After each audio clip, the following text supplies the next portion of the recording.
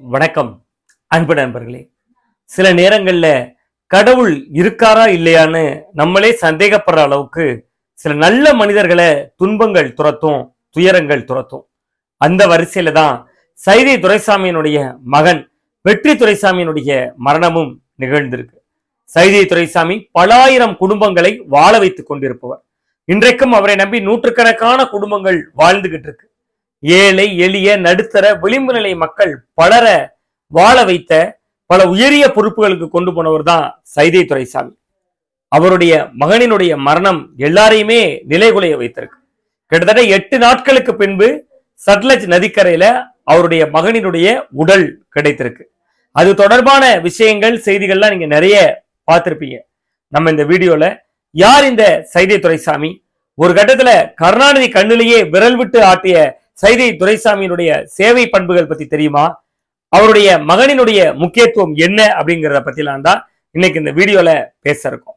சைதை துரைசாமி அவர்களுடைய மகன் வெற்றி துரைசாமி தலை அப்படின்னு ரசிகர்களால செல்லமா அழைக்கப்படக்கூடிய அஜித்குமார் அவர்களுக்கும் மிக நெருக்கமான நண்பர். அவங்க 2 பேரையும் இணைத்த இணைப்பு புள்ளி என்ன அப்படின்னு பாத்தீங்கன்னா, ஏரோநாட்டிக்கல் சார்ந்து ட்ரோன் டெக்னாலஜி சார்ந்து நல்ல நிபுணத்துவம் கொண்டவர் தான் வெற்றி துரைசாமி. அந்த ஒற்றை புள்ளி தான் அல்டிமேட் ஸ்டார் அப்படின்னு ரசிகர்கள் அழைக்கப்படக்கூடிய அஜித்குமாரையும் வெற்றி துரைசாமியும் மிக நெருக்கமாச்சு. இன்னும் சொல்ல போனா வெற்றி துரைசாமியினுடைய திருமணத்துக்கு நடிகர் அஜித்குமார் தன்னுடைய மனைவி சாலினியோட வந்திருந்தாங்க. அதே மாதிரி தமிழகத்தினுடைய முன்னாள் முதல்வர் மறைந்த விஜய் ஜெயலலிதா அவர்களும் வந்திருந்தாங்க. அந்த அளவுக்கு வெற்றி துரைசாமிக்கு முக்கியத்துவம் இருக்க காரணமா இருந்தவர் அவருடைய தந்தை சைதை துரைசாமி. சைதை துரைசாமியை பொறுத்தவரை அவருடைய அரசியல் வருகை எப்படி பார்க்கலாம்னா, ஆரம்ப காலகட்டத்திலிருந்தே திமுக அப்படின்னா சைதாப்பேட்டை பகுதியில சைதை கிட்டு, அதிமுக அப்படின்னு சொன்னா அது சைதை துரைசாமி. சைதை கிட்டு ஒண்ணு செஞ்சா சைதை துரைசாமி அதை விட 10 மடங்கு அதிகமா செய்வாரு அப்படிங்கிறது திராவிட வரலாறு, திராவிட அரசியல் தெரிந்த சைதாப்பேட்டை புள்ளிகளுக்கெல்லாம் தெரியும். 2 பேரும் போட்டி போட்டு அரசியல் செய்வாங்க. எம்ஜிஆர் அதிமுகவை தொடங்கி இருந்த நேரம், அப்படி தொடங்கி இருந்த காலகட்டத்துல சைதாப்பேட்டை பகுதியில கலைஞர் கருணாநிதி அவர்கள் ஒரு பொதுக்கூட்டம் நடத்துறார். அந்த கூட்டத்துல கலைஞர் கருணாநிதி பேசிக்கிட்டு இருக்காரு. அந்த நேரத்துல சைதை துரைசாமி அங்க வர்றார். கையில ஒரு எலுமிச்சை மாலையோட வர்றார். விறுவிறுன்னு மேடையில ஏறார். அந்த எலுமிச்சை மாலையை கருணாநிதிக்கு போட போறார். கருணாநிதியும் குனிஞ்சு மாலை போடுறதுக்கு அனுமதிக்கிறார். ஒருவேளை அவர் வாசனைக்காக எலுமிச்சம்பழத்தை போடுறாரு அப்படின்னு நினைச்சிட்டு கருணாநிதியும் அப்படி குனிஞ்ச மாதிரி தலையை கொடுக்கிறார். கருணாநிதியினுடைய தலைவலியா அப்படியே அந்த எலுமிச்சை மாலையை கழுத்துல போட்டுட்டு அடுத்த நொடியில சைதை துரைசாமி சொல்றாரு, இதுல நிறைய எலுமிச்சம்பழங்கள் இருக்கு, நாளையில இருந்து தலைக்கு தேய்ச்சு குளிங்க, அப்படியாவது உங்களுக்கு அதிமுக மேல இருக்கக்கூடிய அந்த பித்தம் தெளியட்டும் அப்படிங்கிறார். அடுத்த நொடி திமுக மேடையில இருந்தவங்க சரமாரியா தாக்குறாங்க சைதை துரைசாமிய. அதிமுகவை பொறுத்தவரை எப்படின்னா, அந்த இயக்கத்திற்காக ஒருவர் அடிபட்டார்னு சொன்னா, அந்த இயக்கத்திற்காக ஒருவர் காயம் பட்டார்னு சொன்னால், அந்த இயக்கத்துக்காக ஒருவர் உழைச்சார்னு சொன்னா உண்மையிலே அங்கீகாரம் கொடுப்பாங்க. அந்த வகையில சைதை துரைசாமிக்கு 1984 ஆண்டுல சைதாப்பேட்டை தொகுதியில போட்டியிடுறதுக்கான வாய்ப்பை கொடுத்தாரு எம்ஜிஆர். சைதாப்பேட்டை தொகுதியில போட்டியிட்டு ஜெயிக்கவும் செஞ்சாரு சைதை துரைசாமி. எம்ஜிஆர் அவர்களுடைய மறைவுக்கு பின்பு அதிமுக 2ஆ உடையுது. ஜெயலலிதா அணி ஜானகி அணின்னு 2ஆ உடையுது. அப்ப ஜானகி அணியில முக்கிய புள்ளியா வலம் வந்தாரு சைதை துரைசாமி. ஒரு கட்டத்துல ஜெயலலிதா கையில ஒட்டுமொத்த அஇஅதிமுகவும் போன பின்பு அஇஅதிமுக இருந்தாரே ஒழிய அவருடைய பழைய இம்பார்ட்டன்ஸ் இல்லாமலே இருந்தார். ஆனாலும் அவர் தீவிர அரசியல் இருந்து அப்பவே ஒதுங்கவும் செஞ்சிட்டார். அவருடைய கவனம் முழுவதும் சேவை நோக்கி போயிடுச்சு. 1989 எம்எல்ஏவாக இருந்த காலகட்டத்துக்கு பின்பே அவர் மனிதநேயம் IAS அகாடமி அப்படிங்கக்கூடிய ஒரு IAS அகாடமியை நிறுவனாரு. மனிதநேயம் தொண்டு நிறுவனத்தையும் நடத்துறார். அதனுடைய மூலமா முதல்ல தன்னுடைய வீட்டு பக்கத்திலே ஒரு உணவகம் திறக்கிறார். அதுல பசியால இருக்கக்கூடிய ஏழை எளிய விளிம்பு நிலை அடித்தட்டு மக்களுக்கெல்லாம் ஃப்ரீயா சாப்பாடு போடுறார். அது மட்டும் இல்லாம அடுத்ததா ஒரு IAS அகாடமி நிறுவனார். அந்த IAS அகாடமி என்ன செய்யுதுன்னு பாத்தீங்கன்னா, சாதாரணமா வீட்டுல இருக்கக்கூடிய ஏழை எளியவர்கள், கிராமங்கள்ல இருக்கிறவன், எங்கேயோ ஒரு கடைக்கோடியில கன்னியாகுமரியில இருக்கிறவன், திருநெல்வேலியில இருக்கிறவன், மதுரையில இருக்கிறவன், திருச்சியில இருக்கிறவன், யாரு வேணாலும் தகுதி இருந்துச்சுன்னா நேரா மனிதநேயம் அறக்கட்டளை அவங்க நடத்தக்கூடிய மனிதநேயம் IAS அகாடமியில போய் ஒரு தேர்வு எழுதணும். அதுல நீங்க குறைந்தபட்சம் பாஸ் ஆயிட்டீங்க, உங்களுக்கு கொஞ்சம் அறிவு இருக்கு அப்படின்னு தெரிஞ்சுன்னா அங்கேயே இலவசமா தங்க வைப்பார், அங்கேயே இலவசமா சாப்பாடு போடுவார், அங்கேயே கோச்சிங் கிளாஸ் நடக்கும். அந்த வகுப்பெல்லாம் படிச்சு அதன் மூலமா பாஸ் ஆனவங்க மட்டும் இன்றைக்கு தமிழ்நாட்டுல 1000க்கும் அதிகமான பேர் அரசு பணியில இருக்காங்க. அது சாதாரண குரூப் 4 தேர்வா இருக்கலாம், உயரிய பதவிகள்ல ஒன்றா இருக்கக்கூடிய IAS தேர்வா இருக்கலாம். இன்னைக்கு அவருடைய மகனினுடைய உடல் கிடைச்சிருக்கு. போலீசாருடைய தீயணைப்பு படையினருடைய தீவிர தேடுதல் வேட்டைக்கு பிறகு அந்த இமாச்சல பிரதேசத்துல இந்த ஜட்லஜ் நதிக்கரையில அவருடைய மகனினுடைய உடல் கிடைச்சிருக்கு. அது இன்றைக்கு தான் கிடைச்சிருக்கு. நாளை அது குறித்து பத்திரிகைகள்ல எல்லாம் செய்தி வரும்.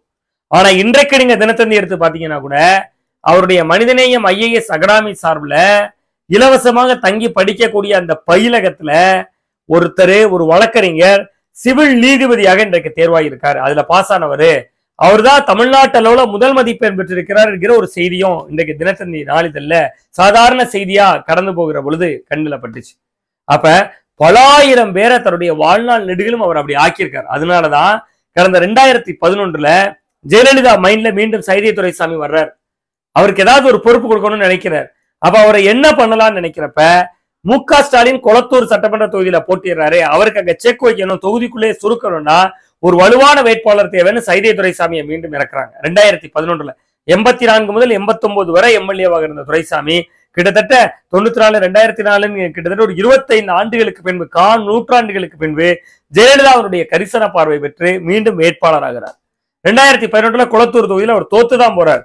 ஆனாலும் MK ஸ்டாலினை எதிர்த்து நின்றதற்காக சைதை துரைசாமிக்கு அடுத்து நடந்த உள்ளாட்சி தேர்தலில் சென்னை மாநகர மேயர் வேட்பாளராக அறிவிக்கிறார்.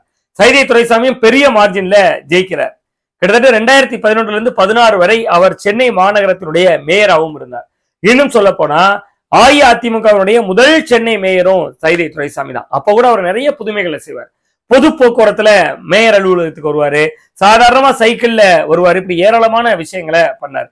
2016 ஜெயலலிதா அவர்கள் உடல்நலக் குறைவின் காரணமா மருத்துவமனையில இருந்தப்ப அவங்களுடைய தெரிந்தோ தெரியாமலோ வேட்பாளர் பட்டியலில் கூட, கவுன்சிலர் வேட்பாளர் பட்டியலில் கூட சைதை துரைசாமி அவர்களுடைய பெயர் இடம்பெறல. இப்படி நிறைய விஷயங்கள் அதற்கு பின்பு நடந்தாலும் கூட ஒரு அதிமுக மீது, எம்ஜிஆர் மீது கொண்ட விசுவாசத்தால இந்த இயக்கத்துல இருந்துட்டு இருந்தார். இப்பொழுது கூட பல ஆயிரம் ஏழைகளுக்கு அவரால் அரசு பணிக்கு போய்கிட்டே இருக்காங்க. அது ஒரு ப்ராசஸா ஒரு பக்கம் நடந்துகிட்டே இருக்கு. அவரால் இன்றைக்கு வாழ்ந்த குடும்பங்கள் பல பேர் இருக்காங்க. எப்படி இந்த தன்மை வந்துச்சுன்னா, அவரே கரூர்ல ஒரு அரசு பள்ளிக்கூடத்துல படிச்சவர். அவருடைய அப்பா விவசாயி, விளிம்பு நிலை சாதாரண குடும்பம். அது மட்டும் இல்லாம அவங்க அப்பா சுதந்திர போராட்ட தியாகி. 1942 நடந்த வெள்ளையனே வெளியேறு இயக்க போராட்டத்துல பங்கேற்றாரு இவருடைய சைதை துரைசாமி அவர்களுடைய அப்பா. இப்படி ஏராளமான குடும்ப பின்னணியோட அவர் ஒரு நல்ல ஒரு மனிதராக வாழ்ந்தவர். இப்படி எல்லாம் இருந்தவர். வாழ்க்கை நடிகளும் பல ஆயிரம் குடும்பங்கள் வாழ்க்கையில ஒரு இருண்ட வீட்டை ஒளிவிளக்காக மாற்றி காட்டிய சைதை துரைசாமியினுடைய வீடு இன்று இருண்டு போய் கிடக்கிறது. அவருடைய மகனினுடைய மரணம் உண்மையிலேயே நிலைகுலைய வைத்திருக்கிறது. அவருடைய மகனை பொறுத்தவரை என்றாவது ஒரு நாள் அப்படின்னு சொல்லக்கூடிய ஒரு திரைப்படத்தை இயக்கியிருக்காரு. அந்த படம் பாத்தீங்கன்னா 43 விருதுகளை வாங்கியிருக்கு. விதார்த் கதாநாயகனாக நடித்திருந்தார். அந்த படத்துல ரம்யா நம்பீசன் நடிச்சிருந்தாங்க. அது ஒரு நல்ல படமாக வந்திருந்தது. ஜி தமிழ் தொலைக்காட்சியில கூட அந்த படம் அடிக்கடி போடுவாங்க. அடுத்தடுத்து அவர் இன்னொரு படப்பிடிப்புக்காக ஒரு பட தொடர்பான கதை தொடர்பான ஒரு லொகேஷன் பார்க்கறதுக்கு போனப்பதான் இந்த சட்லஜ் நதிக்கரையில விழுந்து 8 நாட்களுக்கு பின்பு அவரது உடல் கிடைத்திருக்கிறது. அது மட்டும் இல்லாம தன்னுடைய மகன் எங்கேயாவது ஒரு இடத்துல இருப்பாரு, யாராவது வச்சு பராமரிப்பாங்கன்னு என் மகனை கண்டுபிடிச்சு கொடுத்தா 1 கோடி ரூபாய் பரிசுன்னு கூட அறிவிச்சிருந்தாரு சைதை துரைசாமி. ஆனால் உண்மையிலேயே ஒரு நல்ல மனிதர், பண்பான மனிதர். பல ஆயிரம் பேர் வேலைக்கு செல்ல, அரசு உச்ச பதவிகளுக்கு செல்ல அடித்தளமாக இலவச பயிற்சி மையத்தை நடத்தியவருடைய மகனினுடைய மரணம் கடவுளுக்கு இரக்கம் இல்லையா, ஈவி இல்லையா என்று கேட்கும்படியாக அமைந்திருப்பது சோகத்திலும் சோகம். மீண்டும் ஒரு காணொளியில் உங்களை சந்திக்கின்றேன். நான் உங்கள் சுவாமிநாதன், ஊடகவியலாளர்.